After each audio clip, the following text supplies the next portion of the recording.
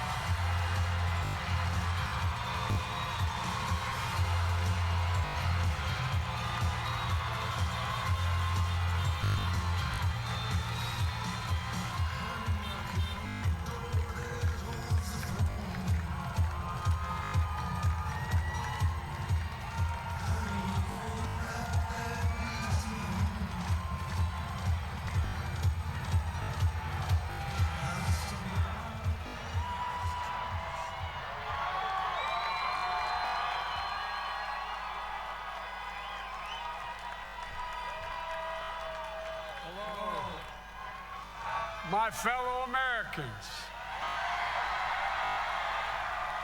and the people who brought me the dance, Delawareans. I see my buddy Senator Tom Carper down there, and I think Senator Coons is there, and I think the governor's around. And is that Ruth Ann? And that former Governor Ruth Ann Minner. Most importantly, my sisters-in-law, my sister Valerie. Anyway. Folks, the people of this nation have spoken. They've delivered us a clear victory, a convincing victory, a victory for we the people. We've won with the most votes ever cast for a presidential ticket in the history of the nation. 74 million.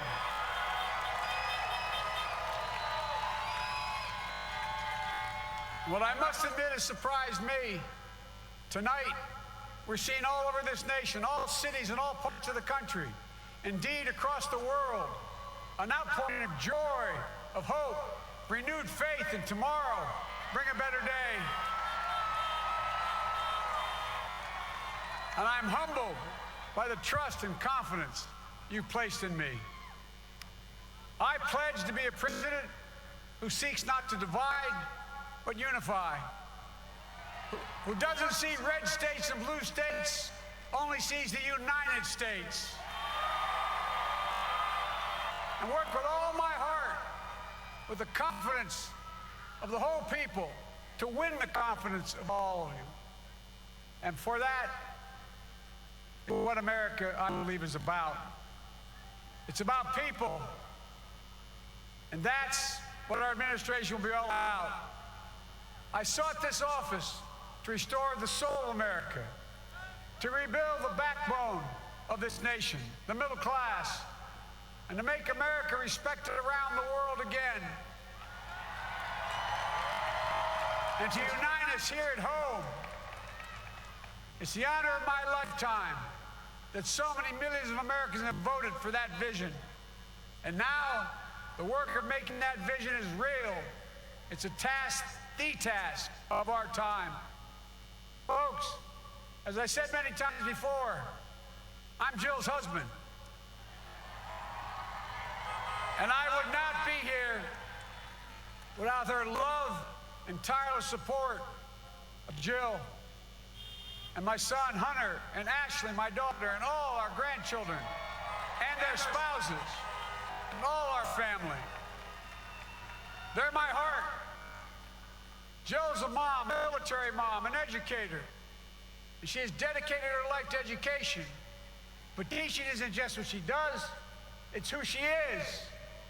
For American educators, this is a great day for y'all. You're going to have one of your own in the White House. And Jill's going to make a great First Lady. I'm so proud of her.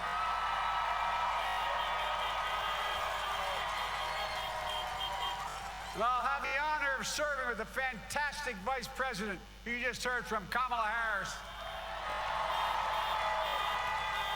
who makes history as the first woman, first black woman, the first woman from South Asian descent, the first daughter of an immigrant ever elected in this country.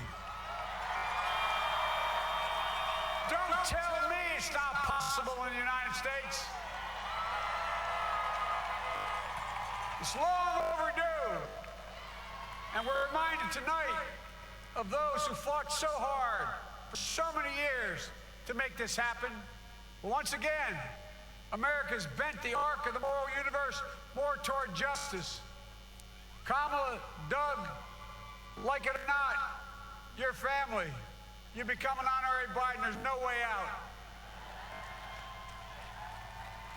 All those of you who volunteered and worked the polls in the middle of this pandemic, local elected officials, you deserve a special thanks from the entire nation. And to my campaign team and all the volunteers and all who gave so much of themselves to make this moment possible, I owe you. I owe you. I owe you everything. And all those who supported us, I'm proud of the campaign we built and ran. I'm proud of the coalition we put together, the broadest and most diverse coalition in history. Democrats, Republicans, independents, progressives, moderates, conservatives, young, old, urban, suburban, rural, gay, straight, transgender, white, Latino, Asian, Native American. I mean it, especially those moments, and especially those moments when this campaign was at its lowest ebb. The African American community stood up again for me.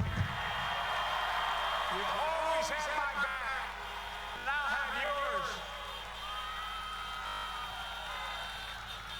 I said at the outset, I wanted to represent this campaign to represent and look like America. We've done that. Now that's what I want the administration to look like and act like. For all those of you who voted for President Trump, I understand the disappointment tonight. I've lost a couple times myself. But now, let's give each other a chance. It's time to put away the harsh rhetoric, lower the temperature, see each other again, listen to each other again. And to make progress, we have to stop treating our opponents as our enemies. They are not our enemies. They are Americans. They're Americans. The Bible tells us to everything there is a season, a time to build, a time to reap and a time to sow, and a time to heal. This is the time to heal in America.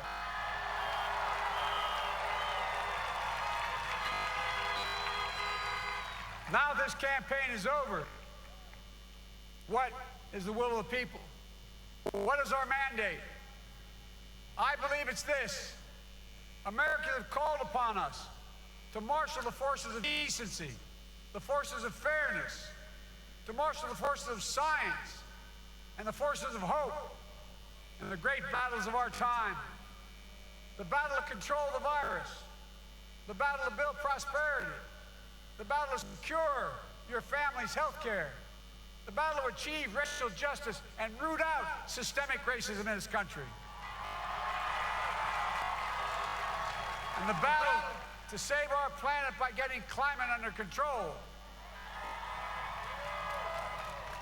the battle to restore decency, defend democracy, and give everybody in this country a fair shot. That's all they're asking for, a fair shot. Folks, our work begins with getting COVID under control.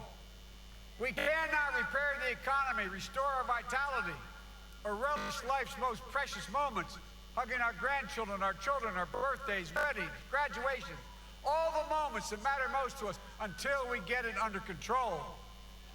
On Monday, I will name a group of leading scientists and experts as transition advisors to help take the Biden-Harris COVID plan and convert it into an action blueprint that will start on January the 20th, 2021.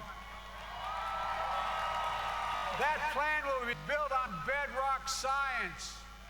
It will be constructed out of compassion, empathy, and concern. I will spare no effort, none, or any commitment to turn around this pandemic. Folks, I'm a proud Democrat, but I will govern as an American president. I'll work as hard for those who didn't vote for me as those who did. Let this grim era of demonization in America begin to end here and now.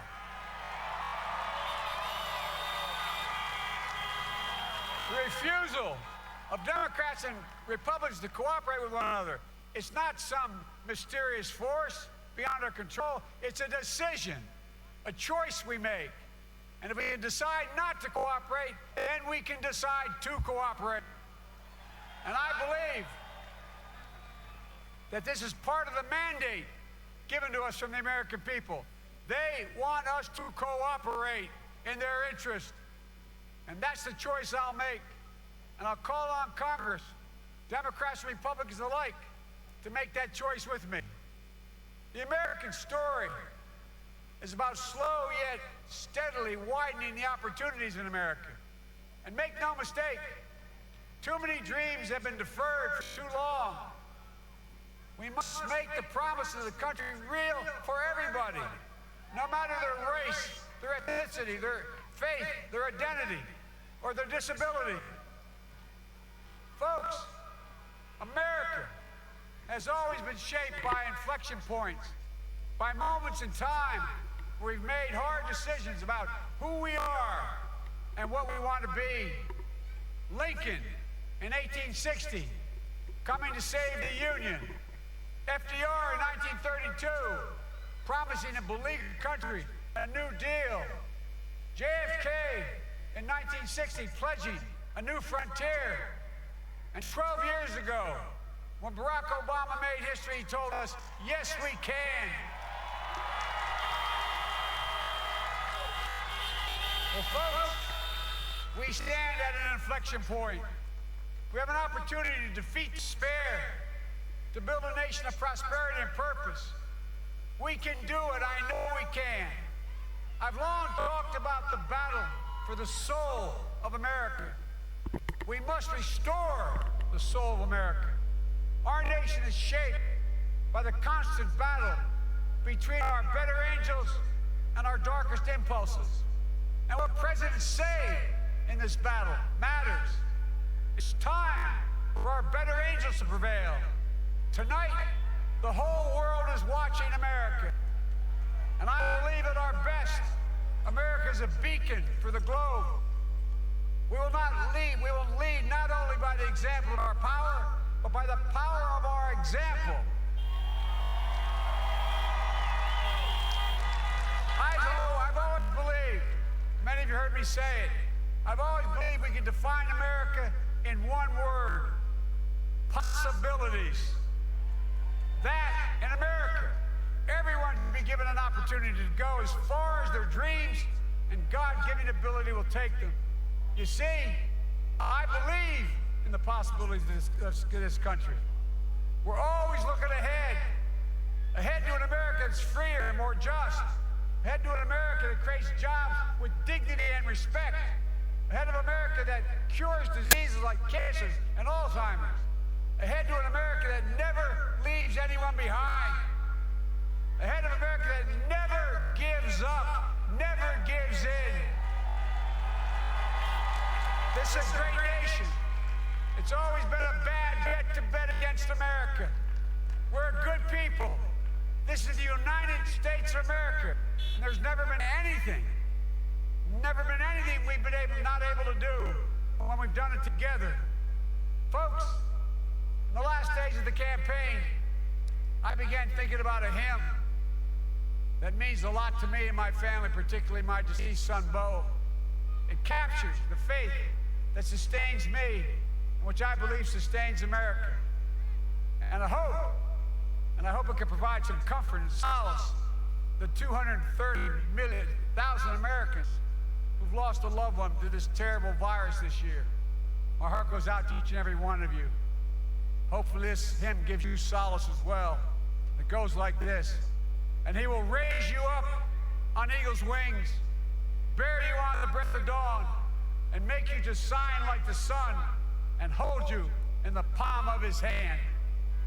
And now together, on eagle's wings, we embark on the work that God and history have called upon us to do, with full hearts and steady hands, with faith in America and in each other, with love of country, a thirst for justice.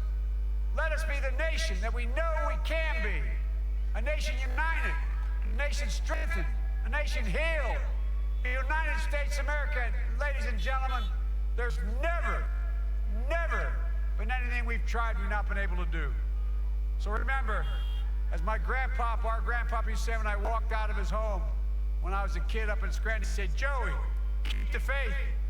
And our grandmother, when she was alive, she yelled, "No, Joey, spread it. Spread the faith. God love you all. May God bless America, and may God protect our troops."